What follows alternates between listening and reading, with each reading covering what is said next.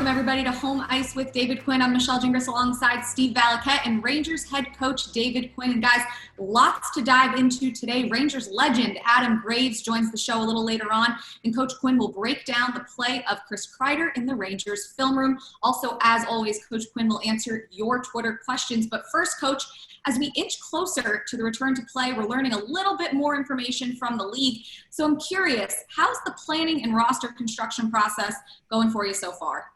It's going well. We had a meeting the other day regarding that, and obviously we're inching closer to the next phase, which is a good sign. And, you know, there's a lot that goes into putting a playoff roster together, and we still don't have specifics to how many guys can be on the roster, what we're allowed to do, what's going to happen once we get going. So there are a lot of unanswered questions, and we're just trying to be prepared as possible when we do get going again. But, you know, with each passing day, as Jeff Gorton and John Davidson and Chris Duran and I joke, we're getting one day closer. So, but there is a lot that goes into that, and we still don't have solid guidelines to what we're going to be allowed to do. Quinny, when you have all this extra time to look at video, do you think maybe that there are some players in your current lineup that will play a bigger role just based on what you're seeing more of them, and maybe some of their strengths are in line with maybe where Carolina could be weak?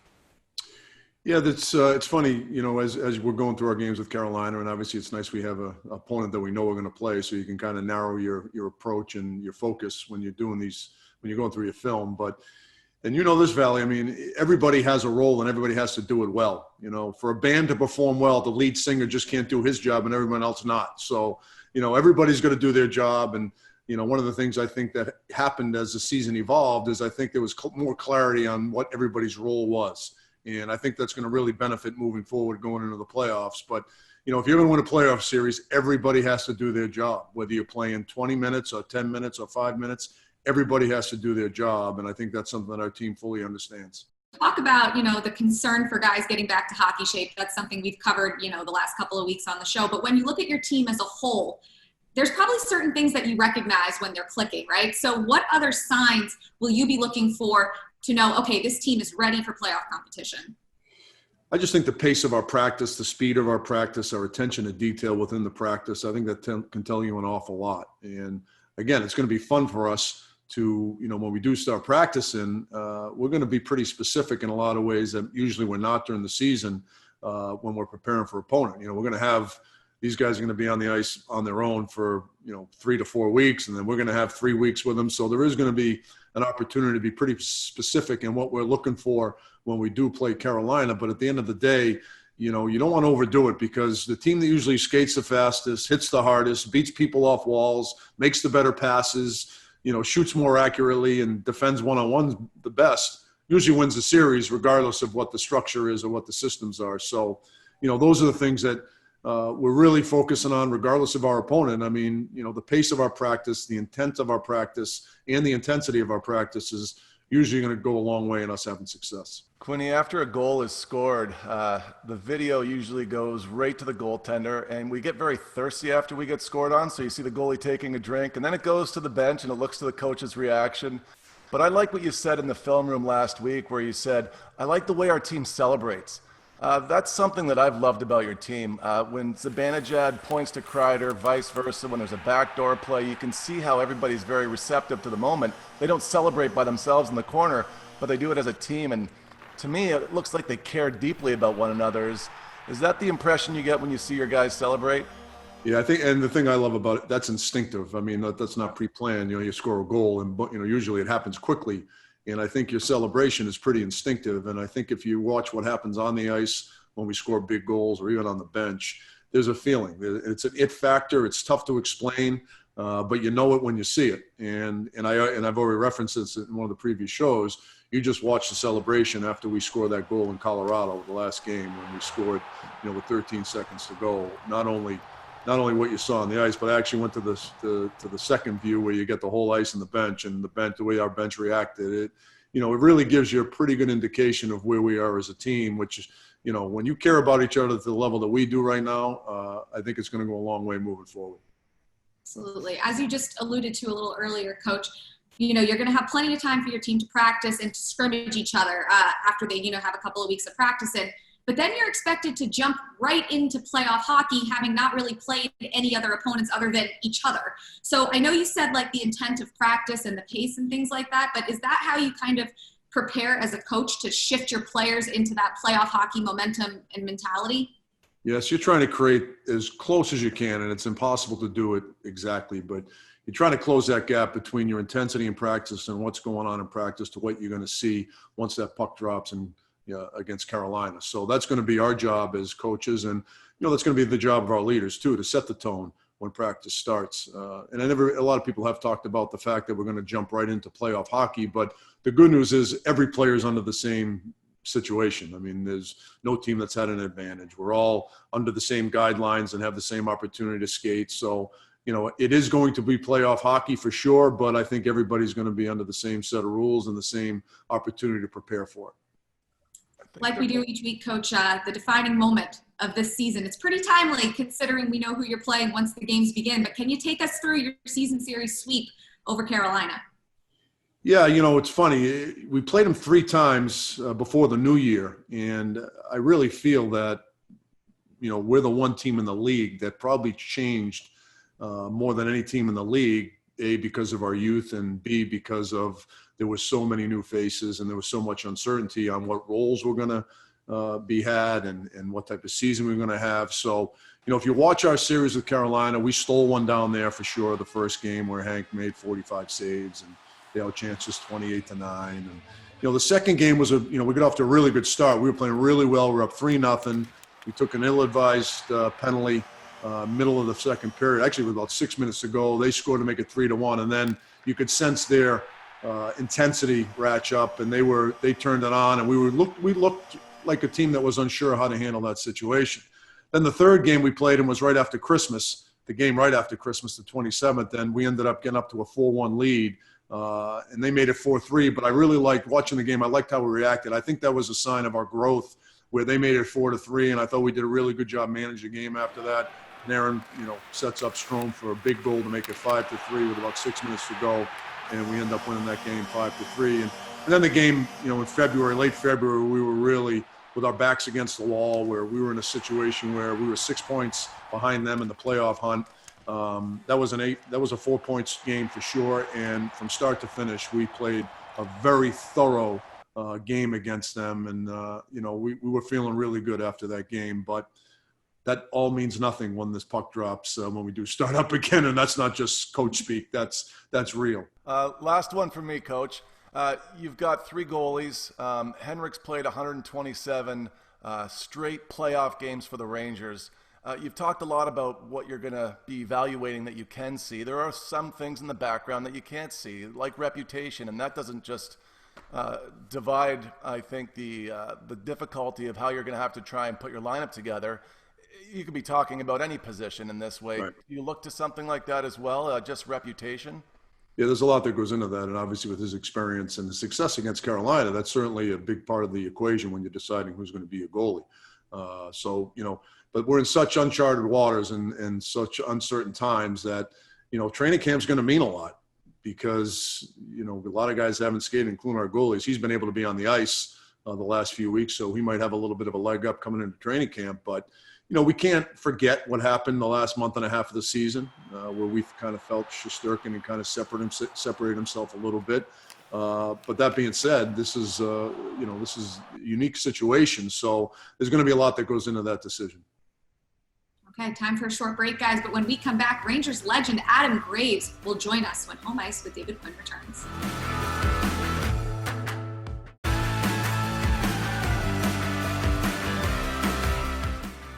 Welcome back to Home Ice with David Quinn. I'm Michelle Gingras. And last week, Coach Quinn shined a light on the magic and artistry of Artemi Panarin. This week, he's showcasing the speed and strength of Chris Kreider in the Rangers film room, orchestrated by Lenovo and CDW. People who get it. We talk about Chris Kreider being a unique player in the National Hockey League. He actually reminds me a lot of Adam Graves, and everybody knows about his speed through the neutral zone and entering the offensive zone. But one of the things we talk about with all our players is skating in small areas. And we establish the offensive zone here. And one of the things that happens is Kreider gets the puck. He's got an opportunity to move his feet and attack. We've got a 2-on-1 opportunity here at the net front. but we kind of wait. Pride's kind of waits, allows Carolina to defend the net front, and we miss out on a scoring chance here. Very same shift. He does a great job winning the faceoff, supporting the puck. Mika gets in the high ice, and one of the things that makes us a dangerous team offensively is how active our defensemen are. Trouba gets the puck on the boards. Kreider makes himself available here. Trouba dives to the net, causes a little bit of confusion. And look at that open ice at the middle of the net here. Because our D are moving and we draw Carolina out, and Buchnevich does a great job running just a subtle pick with Kreider. Kreider moves his feet in small areas and draws a penalty. So you see the contrast, and when Kreider is moving his feet in small areas, how effective he can be in the offensive zone. The next clip you're going to see is a big, big goal in Montreal. They had just scored to make it 5-3. And this is off the opening faceoff after that. Strome does a great job being our first forechecker. Again, Kreider skates in small areas, beats his man behind the net. Great job by Panarin supporting. Strome stays behind the net. Kreider goes to the net front, and what a pass he makes. In front, Panarin scores! We talk about his speed. Here's a defensive zone faceoff. Kreider wins the puck race to the middle of the rink. And watch this. I mean, these are two NHL defensemen. And Kreider just blows by both of them and draws a penalty. And then the next clip you're going to see is in Chicago. Again, some good D zone. He does a great job on the wall, pinching down, helping out our defensemen. Starts our transition. And again, here we are on the attack. And this is, again, this is what makes him so special. Not only his speed, but his athleticism. That is a heck of a pickup in his skates. And he takes a Chicago defenseman wide and scores a huge goal to make it 4-2. And then we talk about his net front play. And again, Adam Graves is as good as it was in the National Hockey League. And one of the things we talked with Kreider is being physical at the net front. Just don't be at the net. You be the physical presence there. Don't allow the defenseman to dictate. And you can see him here being physical with the Montreal defenseman, taking away the eyes of the goalie, and we score a huge, huge goal. You can see here the replay as well. One of the terms we use with our forwards is actually be the goalie. You actually want to be the goalie. He gets physical there, and boom, we get a tip and a great goal. And again, a similar play here. He gets to the net, winning his ice battles, and boom, a great tip by Kreider. I think he leads the National Hockey League in goals over the last 5 years and tipped goals. Welcome back, everyone. Joined again by Steve Valiquette and head coach David Quinn in a great breakdown of power forward extraordinaire Chris Kreider. And we're now joined by another power forward in 1994 Stanley Cup champ, a guy who wears a lot of hats in the Rangers organization, Adam Graves. Adam, thanks so much for joining us today. It's great to be with you guys. We know that you miss hockey. We know you miss watching the Rangers. They really started to find their groove when the season was paused. We're curious, what are your observations of the team's growth this season, and what excites you about their overall potential? Well, certainly there wasn't a day that I didn't look forward to watching this Ranger team play, and down the stretch, the maturation, the organic growth of all the young players, and certainly having Quinner here, I don't want to sound like I'm being too complimentary, but the culture that he is, that has been created, the accountability, the respect amongst the players, and really the growth of the young players and the leadership of the older players and the coaching staff, I think is created an atmosphere. And when you add a player like Panarin, who is a top 3 or 4 player in the entire league, it just elevates, I think, the level of every player within that locker room. And then you see the growth of number 93. And I've said this before because our Temi was phenomenal and has been one of the elite minds players in the league. But when you looked at number 93, Mika's game the last 6 to 8 weeks, if he wasn't the best player in the National Hockey League, I'd like for someone to tell me who was. Then you see the young guys like Fox and Lindgren and their growth in such a short period of time. And D'Angelo, who I've watched since he was in the junior days, where he's really coming into his own. And then you have, your elder statesmen that are just wonderful champions and great people from number 30, who has been phenomenal for 15 years and what he's meant to our young goaltenders, to guys like Chris Kreider, who he's as good a teammate and as good a person, and he brings it in incredible shape. Mark Stahl, the list goes on. And for me as a former player and certainly part of the organization, I just love, there's not a more exciting team to watch in the National Hockey League. And certainly the momentum that was building as we got into late February, early March, no one wanted to play against the Rangers. And I'm sure moving forward, hopefully we can pick up and build on that.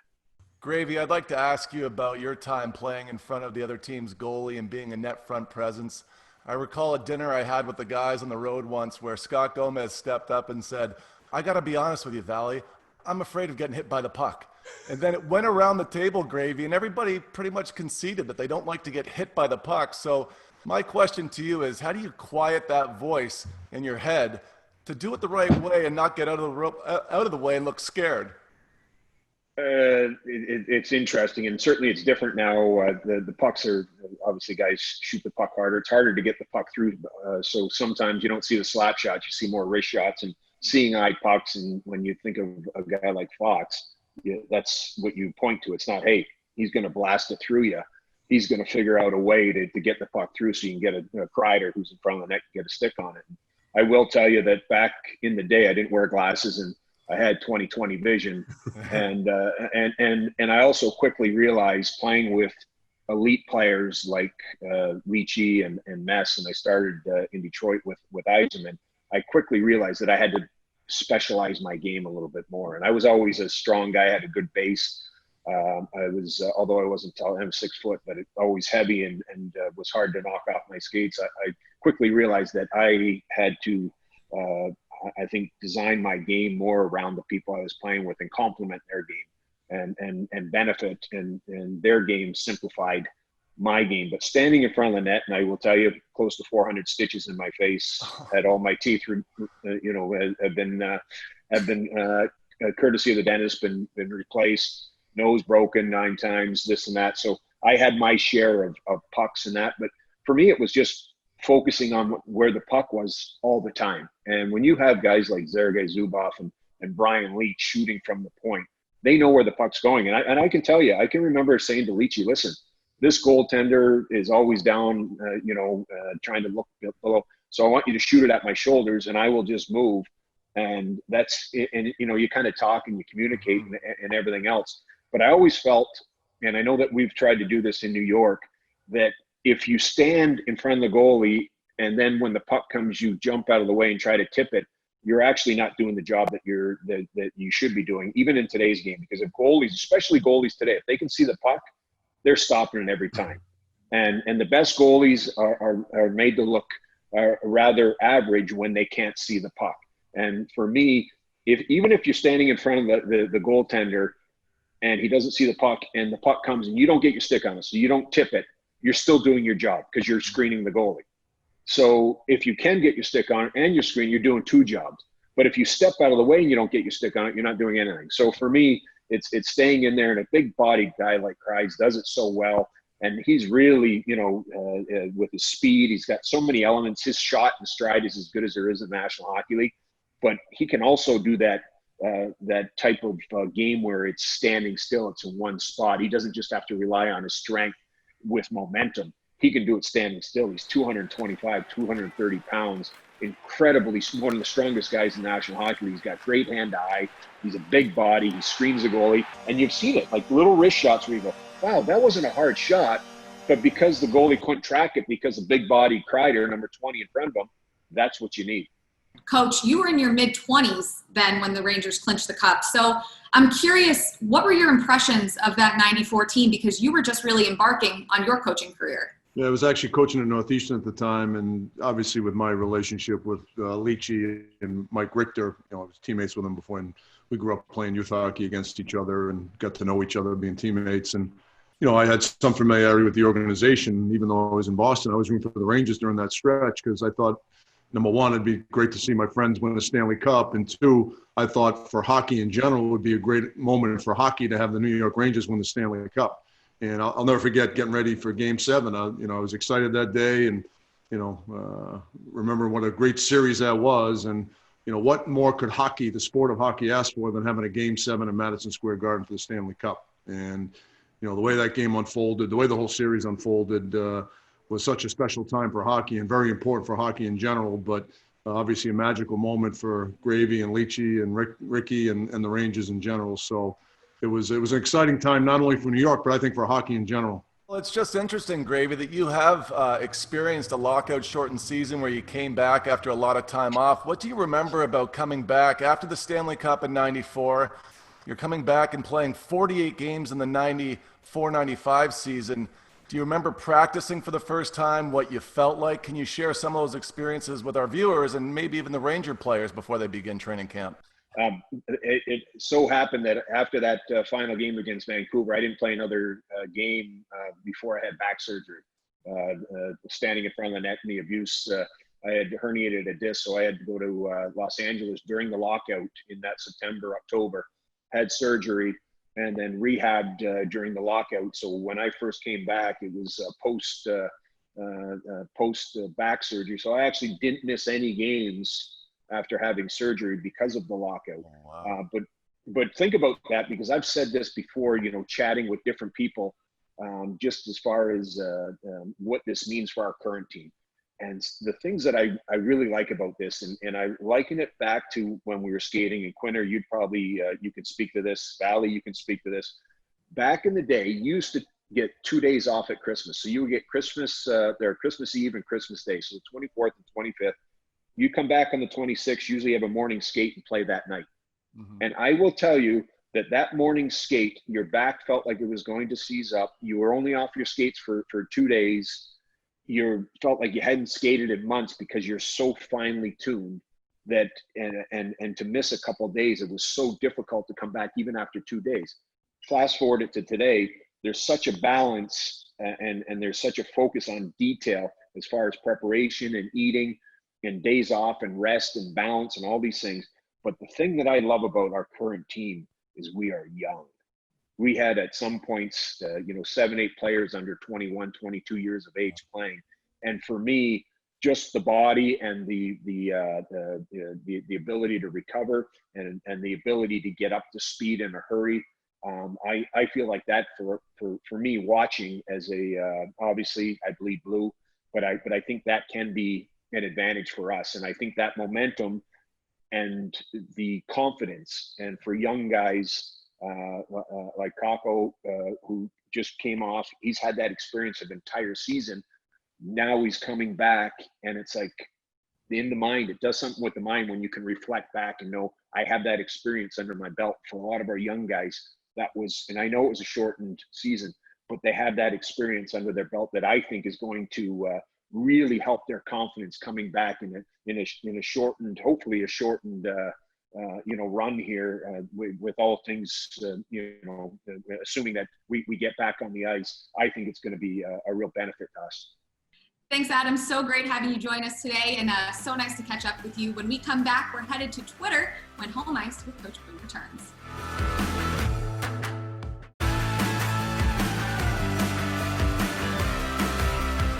Welcome back, everybody, to Home Ice with David Quinn, back with Steve Valiquette and Coach Quinn. And like we do each week, it's time to head to Twitter and get your questions answered. So let's begin with @Joliva727. The question is, it seemed that the top 2 lines had been pretty much set before Kreider's injury. Is that a good thing since they were both productive, or do you like to give new guys opportunities in different spots? I think it's a good thing. I think when you have that type of continuity, especially as the season gets going and you're in January and February, I think there is a big benefit to having some continuity during the course of the season. So I love the fact that those guys kind of established themselves as go-to lines. Obviously, we were having some moving pieces in the 3rd and 4th line, but I thought by the last month of the season, we had found a little bit of a niche and some chemistry between all 4 of our lines. But I really like the fact that those guys kind of had a certain level of chemistry that allowed us to have success, both those lines. All right. My question is from @TheMightyBoosh. What has been the difference for you, Quinny, when you are developing an international player versus a collegiate player? Well, the language barrier can be real, and I know we've touched on that before, but there is a little bit of that with some of our players. But the fact that these guys that have played college hockey or major junior hockey are not going to have to alter their game. They know the North American style, and there is a difference. The rinks are obviously a lot bigger over in Europe, and there's a lot more contact, and things happen a lot quicker. Capo and I have talked about that at great lengths, about the difference between, the European hockey and this hockey.